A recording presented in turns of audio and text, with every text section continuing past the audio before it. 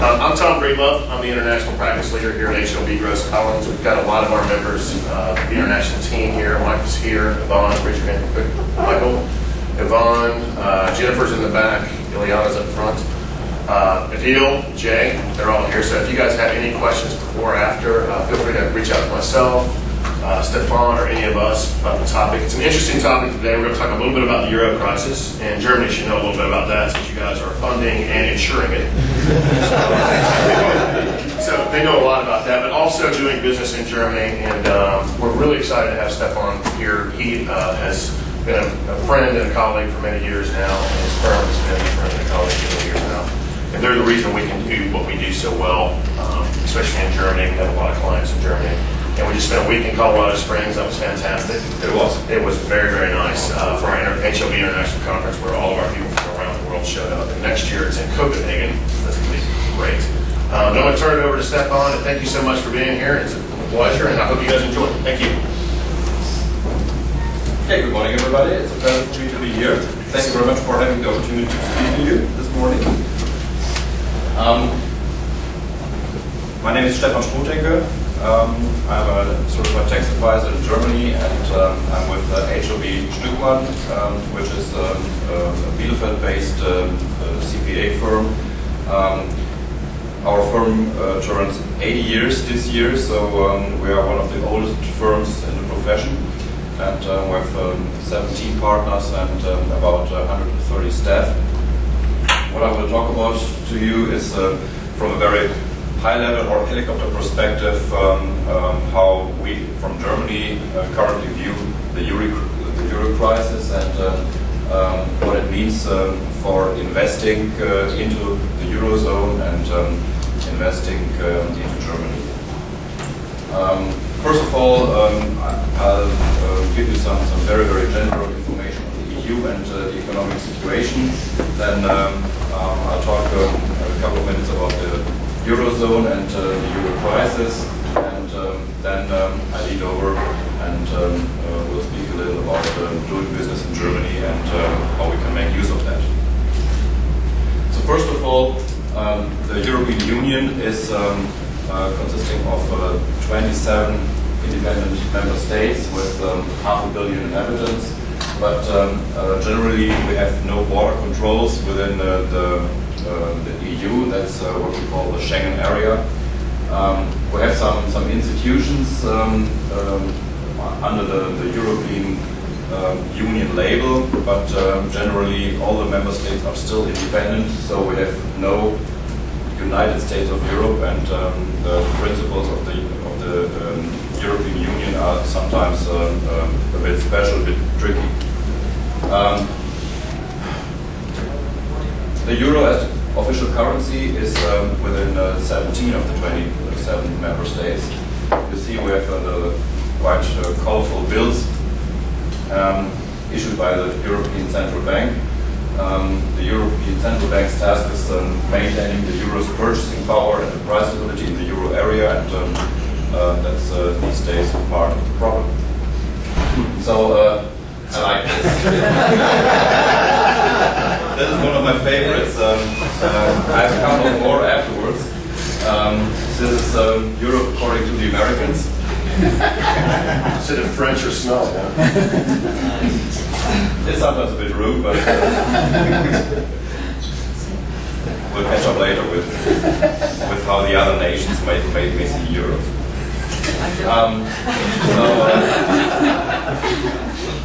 We have a common market between the member states, so we have generally no customs, we have free movement of capital, goods and services, and we have some kind of legal harmonization, so there is a common framework within the European treaties.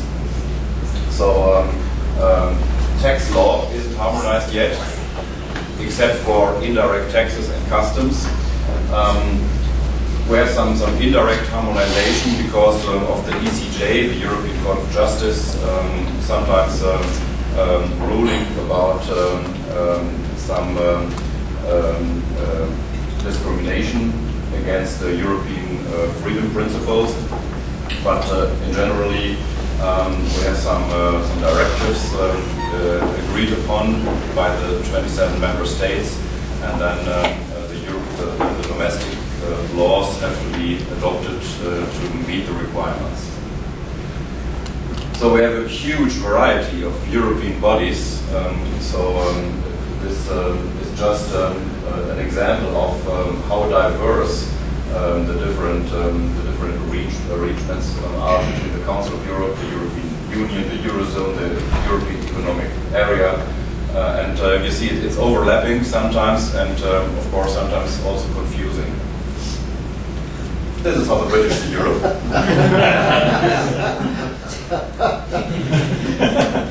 That's weird.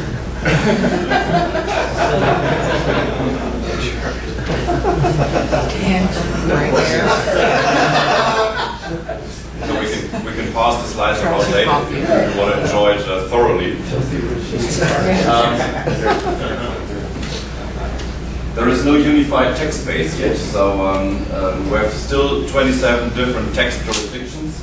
We have different rules when it comes to calculating the tax base, when it comes to applying tax rates, tax compliance, filing deadlines, tax audits, so it's a great variety.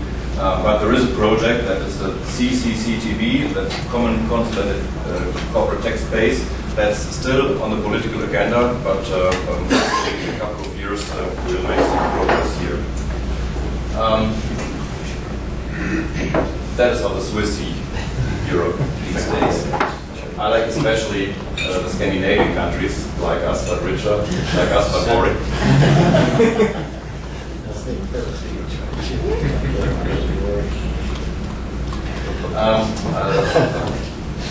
Let's step through these. The unemployment situation, especially in Germany, is these days declining generally. So we have always slow rising around Christmas, but the general direction is still downwards, which is good. Currently, an average around 7% isn't that bad. So it helps collecting tax money because the more people are in employment, the less unemployment insurance contributions have to be used to pay those. The general business climate is still pretty good. So, of course, Greece. Greece is the main issue on the agenda these days. This is how the Greeks sometimes will see what's going on in Europe.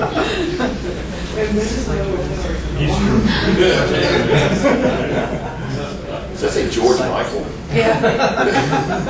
Perfect.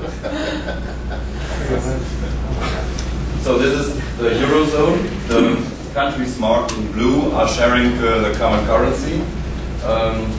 The British and Denmark have opted out of the Eurozone, whereas those countries in green are supposed to introduce the euro later on if certain requirements are met. And then there are some tiny yellow dots. Those are independent non-EU member states with issuing rights such as Monaco, Andorra, and San Marino. The Eurozone, was it a risky bet? If you have a look, Germany's main motivation for a common currency was promoting its own economic welfare.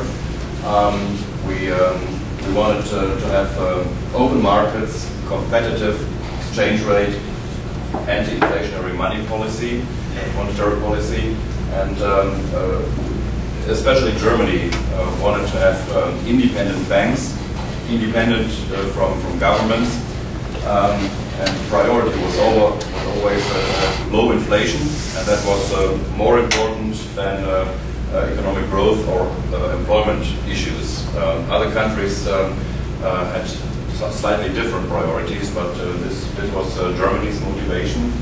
And other countries like France, Italy, Spain, they wanted to emulate Germany's success during the 40 years after the Second World War.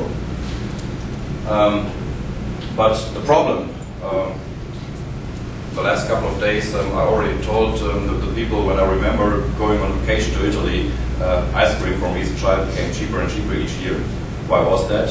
It was because of the different currency exchange rates between Germany and Italy. So when I was a little child, it was 700 lira per Deutschmark, and then when I reached the age of 12, it was 1,000 lira per Deutschmark. So cheaper ice cream each year. But what's the reason behind that? The equalization between the different economies of the now Eurozone. The equalization was made by adjusting the exchange rates, but this is not available anymore between the 17 countries sharing the same currency. So we have a single monetary policy and a single exchange rate, and this has to be applied to a really diverse group of countries. We have very, very low labor costs in Germany compared to other EU member states. And this competitiveness could not be offset by a rising exchange rate. That's the problem. So German goods probably were or still are rather cheap. We have a trade surplus of 200 billion per year, so that's currently the world's largest, even greater than China. And what happened? So the German banks sat on a huge amount of cash, and they lent this extra cash to Southern Europe, but there were some long-term risks, and usually those risks had to be reflected duly in the interest rate, but they lent the money for incredibly low interest rates according to the risks that are connected with that. So the almost bankruptcy in Southern Europe and prosperity in Germany are two sides of the same coin. Germany is exporting massively because it's relatively cheap, and the amounts, the accounts receivables the German banks sit on lead to loans to the south, and perhaps partly or entirely need to be written off in the future. Somebody said Germany is acting like the China of Europe. I like that phrase. That's some Ivy League East Coast professor of economics, so it's something. Does anybody know what that means? That's Greek. It comes from the Troy Wars. Timeo Danaos, et dona ferentes. It means I fear the Greeks even when they bring gifts. So the northern and the central European countries, those are mostly the creditors, and we have some deficit countries. In former times, somebody comprised them, called them the pigs. Now we have Greece, Ireland, Portugal, Spain, Italy, and somebody made gypsy out of that. That's really cool. So these are the current Euro credit ratings, and you see, if you compare the north, especially Scandinavia, the UK, Germany, France, with the south, you see the difference. The north is performing pretty well, and in the south we have some severe problems. And if you exclude the UK and Sweden, then you see we have some countries really having trouble in the south, and some countries prospering in the north, sharing the very same currency. So the exchange rate is a problem. Is that how Europe is seen by the Germans? I'm not quite sure.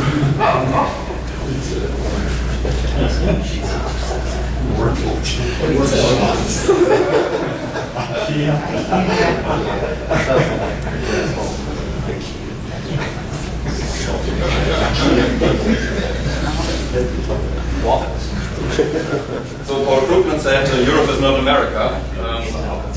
If you remember, when traditional manufacturing collapsed in Michigan, the Michiganders just moved south. This is something that can't happen similarly in Europe. But if you remember the bailout in the auto industry, GM 2 years ago, there was a unique exception, and I think to prove that it was an exception to the rule, you just have to look at the big controversies about that. I think the Northern Europeans are even less willing to support the large direct transfers to their foreign neighbors. If you compare that, Americans in southern states probably are not very likely willing to bail out Michigan. So, what can we learn? And crisis times are always times for opportunities. I promise you, this is the last time. This has been the last time of bad news. So, Germany is the greatest beneficiary of all this, and we still believe that common currency is a great asset, especially for Germany. And if you see our beloved Chancellor Merkel within all these men, we need to make the best out of it. So Germany is located right in the center of Europe. So we are right in the middle, so we have to do something about that. It's not just a political issue, it's in our own economic interest that it works. Now, I come from Bielefeld in Germany, but nobody usually knows where Bielefeld is. But I already learned this morning that Bill has actually stayed in the very same city like me for a couple of years in Gütersloh. There's Bielefeld. So it's 1 hour south of Hanover, 1.5 hours from Düsseldorf, in a very, very convenient location. Germany is still Europe's largest economy, 82 million people, a GDP of 3.5 trillion euros, US dollars. So we have to do something about that. We have ridiculously low interest rates in Germany. The day before I flew over to the US, I learned that the German government will not issue any securities anymore to private individuals because of the 0.05% interest rate. It's so ridiculously low. We have 5 basis points interest for the first 4 years if a private individual lends money to the government. And the same goes for mortgage rates. It's very, very cheap to buy a house. And you can fix it for 10 years, for 15 years. It's really, really an opportunity now. And we have a #1 researcher, it's called GfK in Nuremberg, Germany. They found out that Germans are usually worrying, but as a good sign, they're worrying less. So inflation and unemployment are still being focused on, but we have increasing tax revenue, and this allows for sufficient government spending.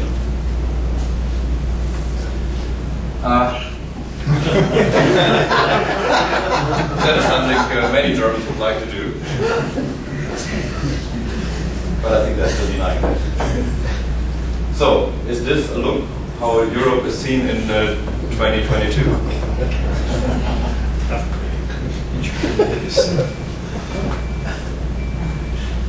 So, crisis times, time for opportunities. Let me show you very shortly how doing business in Germany can be done successfully. Immigration is rather easy. So for non-EU nationals, of course, a visa and residence permit is required. But EU nationals enjoy privileges in all EU member states, and for anybody from the US coming to Germany, it's rather a formality. We have a steady and reliable legal framework when it comes to employment regulations. So I think this is something we can really use to market Germany. We have collective agreements for the blue collars, and it isn't that bad as many people in the US think.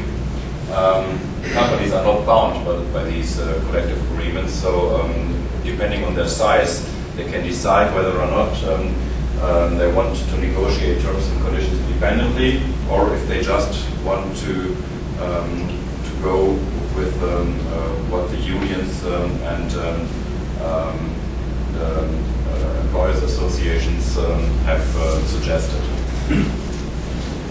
Social security is not that big issue as it is seen from the US. So you see 40% rate, that's thrilling in a way, but you have to see it's equally shared by employer and employee, so it's 20% employer, 20% employee. But what you get for that is, of course, health care insurance, unemployment insurance, pension insurance, and it is not necessary to sign up for a certain plan. So the benefits are really, really attractive, and there are contribution ceilings. So it is not more than 11,000 euros per year that social security contributions cost you. So let's say if you earn more than 4,000 euros a month, then you're in the maximum amount, and the contribution ceilings are still quite attractive. So the 40% is the one hand, but the 11,000 euro is the other hand. It's not that scary. If somebody comes from another jurisdiction, then exemptions are available, especially within the European Union. So if somebody lives at the border, let's say in Belgium or in the Netherlands, and commutes over to Germany every morning, then of course the European common market arranges that you're subject to social security only in one member state. Usually that's the member state in which you reside. So how can business be organized? We have two main types of organizations. Like in the US, we have corporations and we have partnerships. Corporations, of course, are a legal entity, and the corporations are taxpayers for corporate income tax and municipal trade tax, whereas the partnerships are something in between. They're a taxpayer for trade tax, but usually they're tax transparent for personal income tax or corporate income tax, depending on the partner. This is something very similar to the US, so partnerships are a flow-through from a tax perspective, and they are very, very commonly used for domestic and international tax planning. So it's not something odd, but it's very, very common to use partnerships. These are the types of entities which are available. The most commonly known are the limited liability company, the GmbH, and the stock corporation, the AG.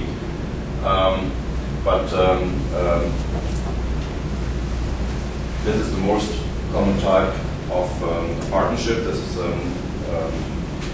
something very, very similar to the US LLC, but we just need two entities. We have a limited partnership with GmbH being the general partner in this company, but usually the general partner has a 0% interest rate participation, so 100% goes for the limited partner, and this is very, very similar to the US LLC.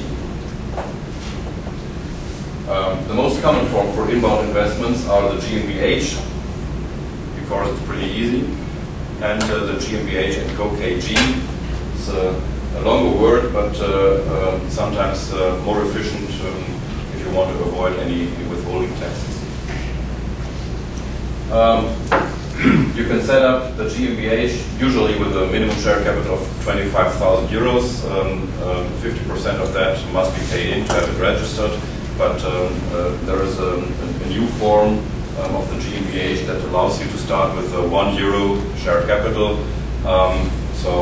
This is something Germany has invented to compete with the UK limiteds that sometimes start with £1. I don't want to bother you too much with the details. Sometimes the problem when it comes to GmbH is that any transfers must be notarized, and the German notary is bound to charge on depending on the value of the company. So sometimes it's very, very expensive to have a notary doing a deed for a transfer of German GmbH, and in these cases we advise our clients to go to the Netherlands, to have the transfer notarized in the Netherlands, because the notaries there charge just hourly rates. Or sometimes it's even beneficial to go to Switzerland. So nowadays those deals can also be signed in Switzerland before a Swiss notary, and then the German notary is just to register this before the Chamber of Commerce. I already told you that the GmbH and Co. KG are actually two entities. It's a limited partnership with a general partner holding 0% interest. So this business type sometimes offers many opportunities, especially from a tax perspective.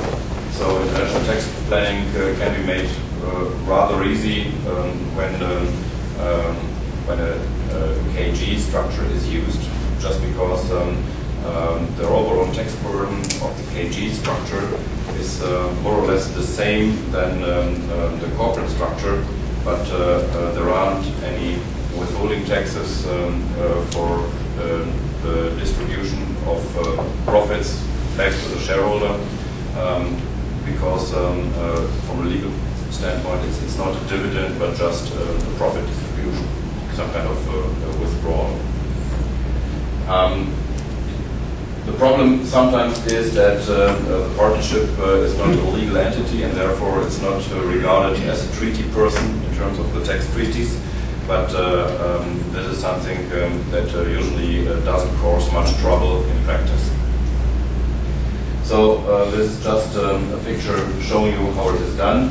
The investor, also the foreign investor, holds 100% of the KG, and the GmbH is just in place to provide for a liability shelter.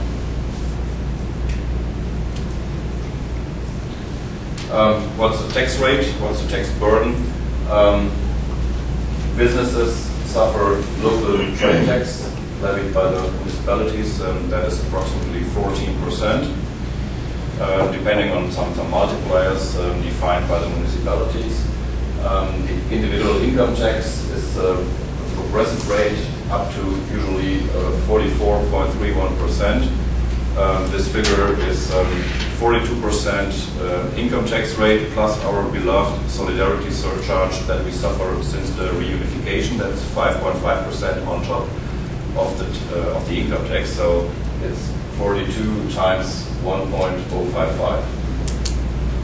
The local trade tax is creditable against income tax. So on an individual person being partner in a KG structure, for instance, will pay no more than 44% if the profits are distributed, whereas the corporations have a 15.85% tax rate in addition to the local trade tax. So to have the profits sitting in the corporate structure, you pay 29 to 30% overall corporate and local trade tax, and then the shareholder has to pay income tax on the dividends on 25% level. So The overall tax for a German domestic shareholder is more or less the same, whether or not it's a KG structure or a corporate structure. Then in Germany we have the specialty that certain church members pay statutory church tax collected by the tax office automatically. This is somehow odd, but foreigners are usually only affected by this church tax when they are Roman Catholic. So the membership to the Roman Catholic Church is considered to be worldwide, comprising, whereas all the Protestant churches and other churches are more or less locally. This is a chart showing you how the business are taxed when a foreign shareholder invests into a German GmbH. With profit before taxes of 100, then we suffer trade tax and corporate tax. So we have after taxes roughly 30% tax rate. So there are 70 euros still sitting in the entity, and then it depends on the tax treaty whether or not there is withholding tax when the dividend is distributed back to the home country of the shareholder. In a partnership structure, you see the numbers are more or less the same. The only thing is that in the partnership structure, the partner receives something similar to the K1 and has to pay either corporate income tax or individual income tax in Germany on the profit share. But as you see, when I assume that the foreign shareholder is a corporate, then it's the very same tax burden. The only difference is that from a tax treaty perspective, the KG investment is regarded as a branch.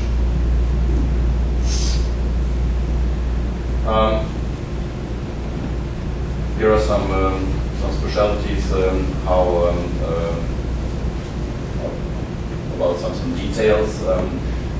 We have a participation exemption, so when one corporate receives a dividend from another corporate, then 95% of the dividend received is tax exempt.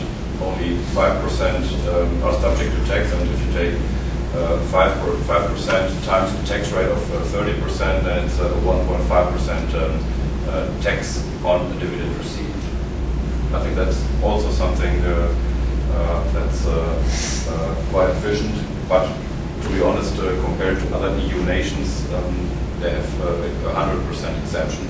So the holding regime, let's say in the Netherlands or in Luxembourg, are much more favorable than in Germany. So if you want to avoid these taxes, then there is some easy structuring available.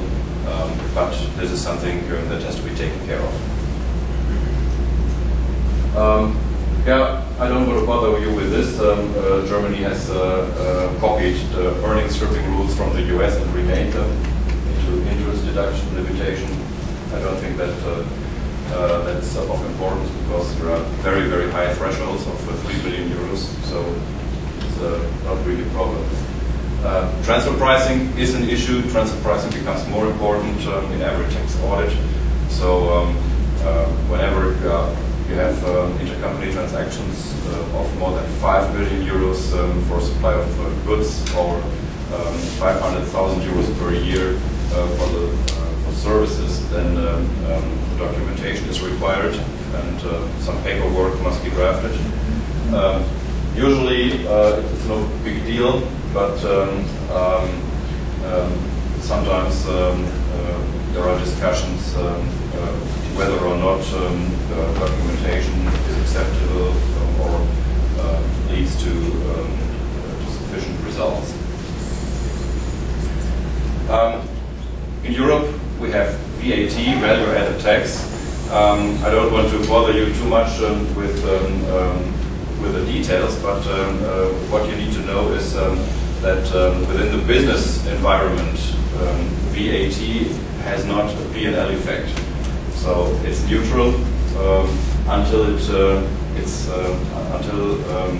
the end consumer is affected. So I'll just give you a very, very short example how it works. We have a producer who sells a product for 100 to the retailer, then there is 19% VAT on that, so the retailer must pay 119 to the producer. The producer has to forward the 19 to the tax authority, and the retailer gets an input VAT deduction of the very same amount. So within this, it's neutral more or less. So the retailer doesn't really suffer the 19, but when the product is sold to the end customer, and if I may assume that's an individual person that has to pay 200 plus 19%, so 238, then the retailer has to forward the 38 to the tax authority, and you see the retailer has to pay 38 to the tax office, receives an input VAT deduction of 19, so in the end the difference, 19, that's the tax on the value added. So the margin of the retailer is 100, 200 minus 100 is 100, so the value added is 100, and this is the additional tax on the retailer level. The customer has to suffer the 38. That's how it is, but within the B2B within the B2B environment, I think this is what most U.S. investors fear. It's not expense. So when the retailer pays the producer, the cost of goods sold is over 100, and the 19 automatically goes into accounts receivables against the tax office. This is money actually being refunded into the bank account instantly. Stephan, we were just talking back here when we were talking about transfer pricing. Yesterday when you and I were at the client, the audits by the tax authorities in Germany are very common, correct? Basically every 3 years. Every 3 years is quite usual for large businesses. So that is nothing uncommon. So some tax inspectors have their regular offices at the clients, which is a nuisance, but that's how it is. And I know in the U.S. transfer pricing was one of the hottest items for our government as well. And Michael was asking, are the transfer pricing studies similar in Germany than they are in the U.S.? I know the facts are probably similar, but the laws are a bit different. But do you think a transfer pricing study that's done in Germany would apply throughout the world, even in the U.S., or not? Generally, yes. So usually some adjustments, some modifications might become necessary. But for the mid-sized clients, we usually do not do any database studies because they're just too expensive. It's just to show that the transfer pricing principles are reasonable, and that all the intercompany transactions are charged at arm's length principles. And if you can just document that it's reasonable, then it's being accepted. So whenever you have sufficient transfer pricing study for the U.S. parent, then it's in most cases accepted without the need of translation by the German tax authorities as well.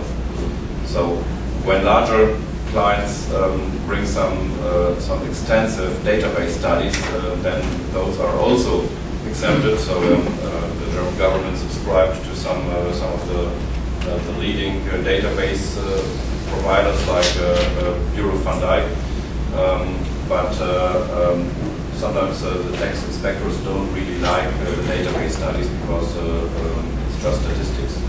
But usually it's the very same mechanism, and the general rule is if it's accepted by the IRS, then it's probably also accepted by the German tax authorities. Thank you.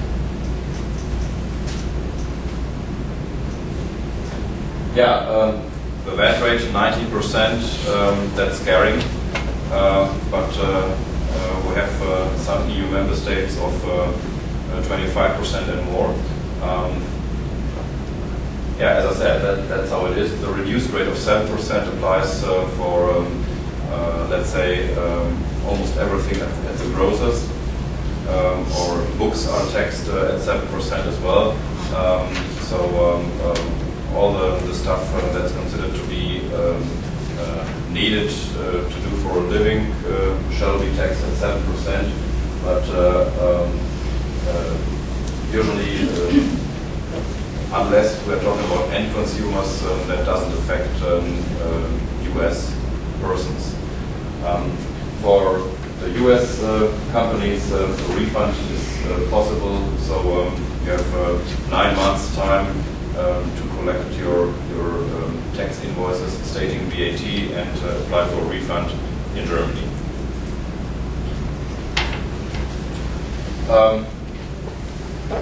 When it comes to the cross-border supply of goods, VAT is usually very easy, but you have to look on the Incoterms. So if the terms are DDU, then it's different than DDP, depending on who's going to pay the import VAT or some import duties.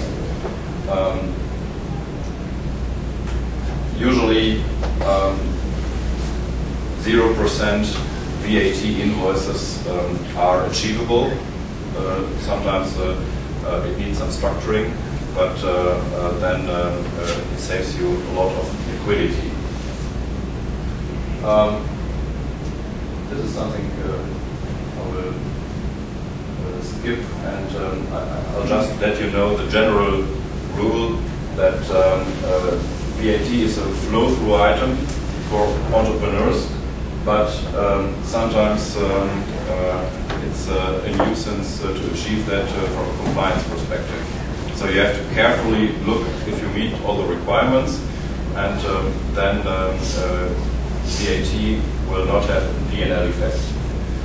We have set up an email address at our office for any international VAT-related questions. That is vat@stückmann.de. So whenever any VAT-related question comes up, we can easily solve that.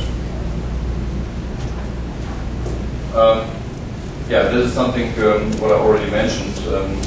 Sometimes it might be beneficial to check whether you have any EU member state holding company in between to avoid any withholding taxes to and from Germany. So within the EU, we have a parent subsidiary directive that provides for a 0% withholding rate for any distributions within EU member states. So if you have, let's say, a very favorable tax treaty between the US and the Netherlands, or the US and Luxembourg, you might want to consider establishing a holding company in one of those jurisdictions, which can be very, very easily achieved.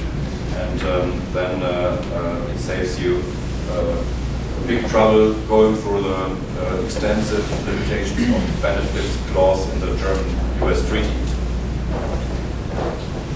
So, Stephan, can you talk a little bit about that? Because we always look at the Netherlands and Luxembourg as a possible holding regime when you're investing into Germany, but they still have to have some sort of, you can't just have a holding company in the Netherlands and Luxembourg anymore, that doesn't do anything. Can you talk a little bit about that? Yeah, there are anti-avoidance rules in place that shall just kick in the event that there is no real substance in the company. So if the holding company just is a mere sheet of paper with a mailbox hosted at some tax accountant's firm, then you might run into trouble when it comes to obtaining a waiver for withholding taxes from the German tax office. So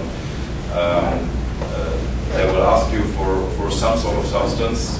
So there must be something actually being managed and controlled from the Netherlands or from Luxembourg. And there are service providers happily to charge you for those services. So there is a cost item involved when you want to avoid the withholding taxes entirely. Is there something similar to capital gains in Germany, or is all income the same? Is all income treated the same, whether it's capital transaction versus operating? On a corporate level, the disposal of shares in a corporate entity, so if you sell your shareholdings, there is a 95% exemption. So the tax on dividends and capital gains on the disposal of shares is roughly just 1.5%.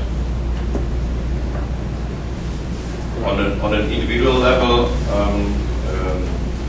we have special rules for the taxation of dividends, interest, and capital gains, currently at 25% flat.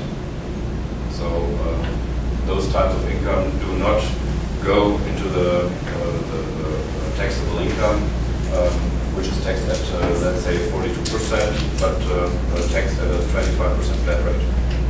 But it's the same whether it's capital gains or ordinary income. It's the same rate. The only exemption to that rule is if you hold real estate privately for more than 10 years, it's completely tax-free. So that is the opportunity a German tax resident has. If it's a rented real estate and you hold it for at least 10 years, then you can dispose of it without any tax. Unfortunately, if you make a loss, it's not deductible. But that always depends on your acquisition price. If you pay too much, then it's better. On one of your slides, you had German corporations are taxed on their global income, and I guess I was surprised by that. So BMW has to pay tax in Germany regardless of where they have their income. Yeah, but They get some credits for what they paid? Or? Yes, based on the treaties, they're going to get credits back. They're not going to have to pay them worldwide.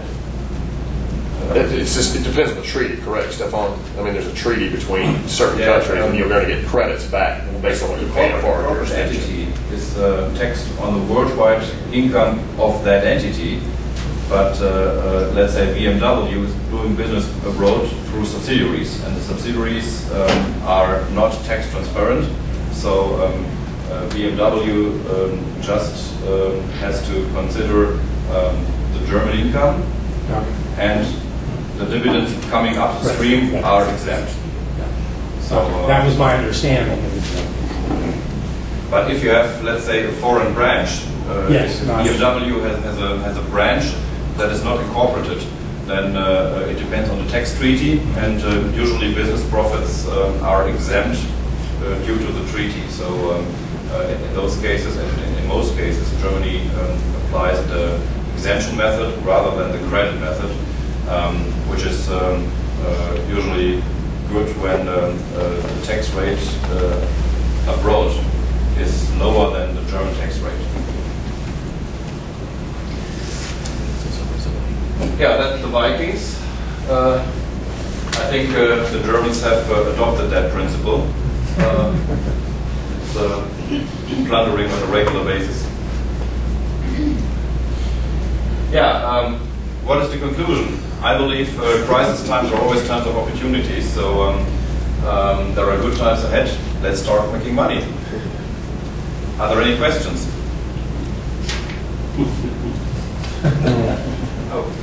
Actually, I wanted to go back to the Lux holding company structure. So you mentioned That one.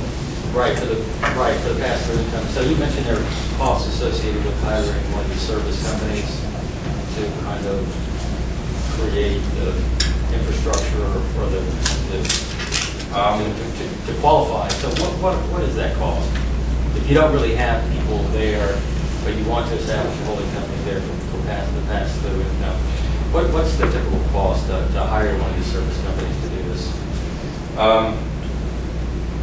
That differs, of course, but from a German standpoint, the requirement is that you have a small office space, so that can really be one room, but you just have to arrange for some documentation that all the necessary decisions are actually made within that jurisdictions and not in, let's say, Germany, not in Cyprus, not in the US, but let's say in the Netherlands or in Luxembourg. So this company must be managed and controlled from that jurisdiction it is established in. And that just requires a small office space. If we're talking about a holding company, then it might be sufficient just to be there once every 2 months, but that's a nuisance you have to undergo. You have to be actually in the Netherlands to take the decisions.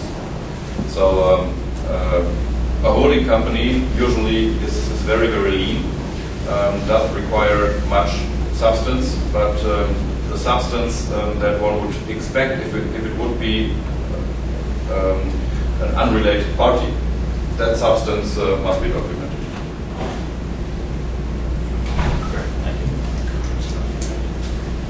Stephan, has Germany, I know right now, Germany's always been known as a huge export nation. I think you guys were #1 for a long time, until recently the Chinese. I think you're still #2 in the world in exports. But a lot of countries in the EU are starting to modify their tax codes. For example, the UK to try to entice foreign investment into the country. Has Germany in the past few years put anything in place trying to attract U.S. companies or Chinese companies or whoever to invest, any tax incentives or any kind of modifications to their tax law in Germany, trying to get foreign investment into the country as opposed to being an export country? Has that happened there or no? We don't have some special credits for R&D, so this is something we still have to work on. But there always have been, for the last 20 years, special rules and special subsidies for or to attract businesses into the former East German GDR. So whenever it comes to high-tech industries, they are usually established in the East. There are special rules of depreciation and special subsidies granted from those East German states, stateside. If you look to the solar panel industry or other high-tech industries, they usually have their plants in East Germany.